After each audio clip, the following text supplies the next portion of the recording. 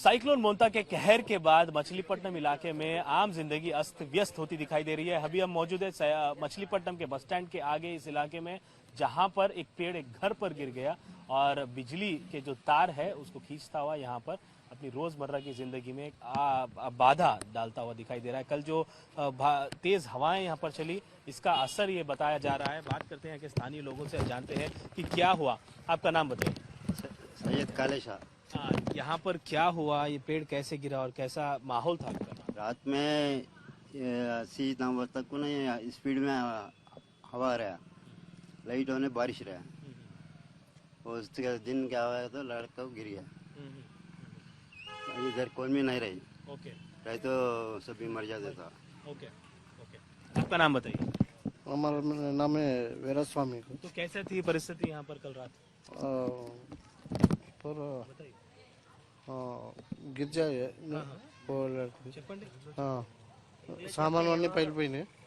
అన్నీ ఇళ్ళలోంచి రావడానికి చాలా ఇబ్బందికరంగా ఉంది. అది రాత్రి నుంచి కరెంట్ లేదు మాకు. నిన్న మధ్యాహ్నం 2 నుంచి ఇప్పుడు దాకా లేదు.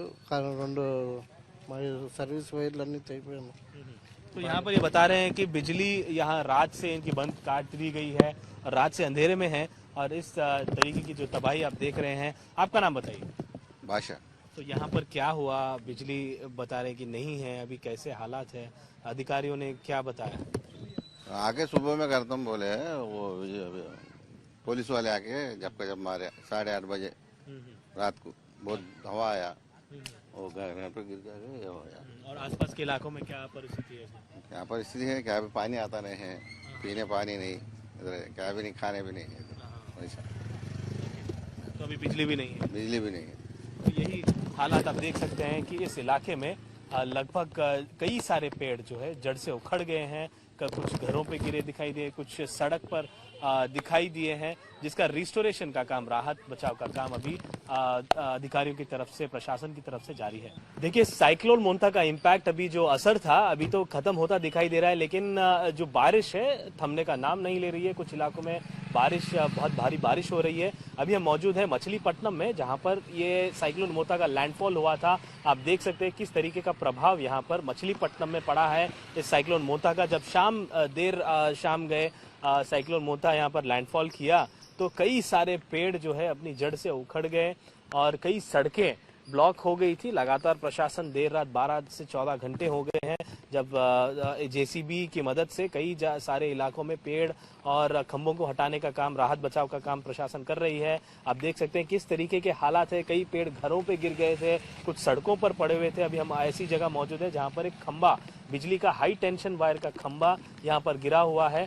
अच्छी बात यह है कि प्रशासन ने एज अ प्रिकॉशनरी मेजर, ऐसे सावधानी के तौर पर बिजली कल शाम से काटी हुई है। इस इलाके में, पूरे टाउन में बिजली नहीं है यहाँ पर, जिसके चलते अभी कोई भी हादसा जो है यहाँ पर पेश नहीं आया बिजली की तरफ से या खंभे के गिरने की तरफ से। आप देखिए कितनी मोटी यहाँ पर ये वायर तारे हैं, हाई टेंशन वायर। यहाँ पर पेड़ के गिरने के बाद यहाँ के जो लगातार खंभे थे ये भी यहाँ पर गिर पड़े। ना ही इस इलाके में आप देखिए जितनी भी बड़ी गलियां हैं या पतली सड़कें हैं, इनमें भी इसी तरीके का असर यहाँ पर दिखाई दिया है। इस गली में आप देख सकते हैं कि किस तरीके से ये पेड़ भी पूरा झुक गया है सड़क पर और कोई भी बड़ी वाहन यहाँ से जाने आने में तकलीफ यहाँ पर इनको पेश आएगी। तो इस तरीके के हालात यहाँ पर लगातार बन पड़े हैं। कई जगहों पर पानी ठहरा है, जिसको लेकर प्रशासन लगातार यहाँ पर सारे जो डिपार्टमेंट्स है, चाहे वो पुलिस हो, ट्रैफिक हो या हर डिपार्टमेंट यहाँ पर लगातार काम करते दिखाई दे रहे हैं। लोग बस अपनी आम जिंदगी शुरू होने का इंतजार कर रहे हैं कि पीने का पानी हो या खाना हो या फिर जो बिजली हो, ये वापस से उनको दी जाए। यहाँ पर कुछ लोग मौजूद हैं, बात करते हैं, इनसे जानते हैं कि क्या परिस्थिति। आपका नाम बताइए। हमारा नाम है पृथ्वीराज है। पृथ्वीराज, यहाँ पर कैसी परिस्थिति है, कैसा महसूस कर रहे हैं? రాత్రి మాత్రం చాలా తీవ్రంగా ఉంది. 100 నుండి 150 స్పీడ్తో గాలి బాగా వచ్చినాయి, చెట్లు బాగా పడినాయి, నైట్ అంతా కరెంట్ లేదు. బట్ ఏంటంటే ముందు జాగ్రత్తలు చర్యలు తీసుకుంటాం వల్ల ఏంటంటే ప్రాణ నష్టం కానీ ఆస్తి నష్టం కానీ జరగలేదు.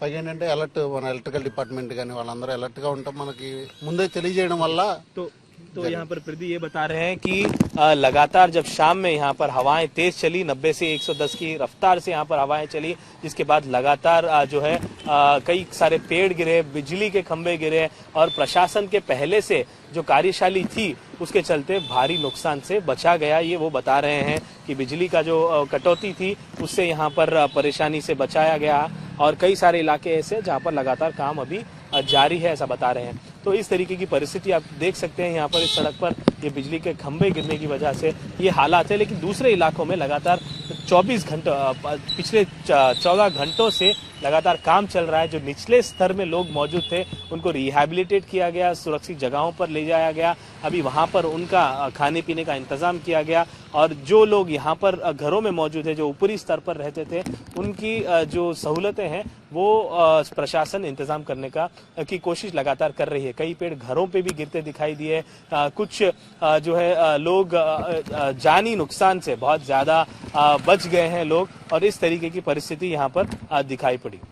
जी बिल्कुल, साइक्लोन मोंथा अभी आंध्र प्रदेश के जो इलाका है यहाँ पर मछलीपट्टनम से तो रात में ही 3 से 4 घंटे के असर के बाद गुजरता दिखाई दिया। आंध्र प्रदेश से अभी उड़ीसा की तरफ साइक्लोन थमता दिखाई दे रहा है। जो सीवियर साइक्लोन था वो गंभीर एक तूफान के रूप में यहाँ पर आकर यहाँ से जो गुजरा वो आगे बढ़ते बढ़ते थोड़ा थमता दिखाई दिया है।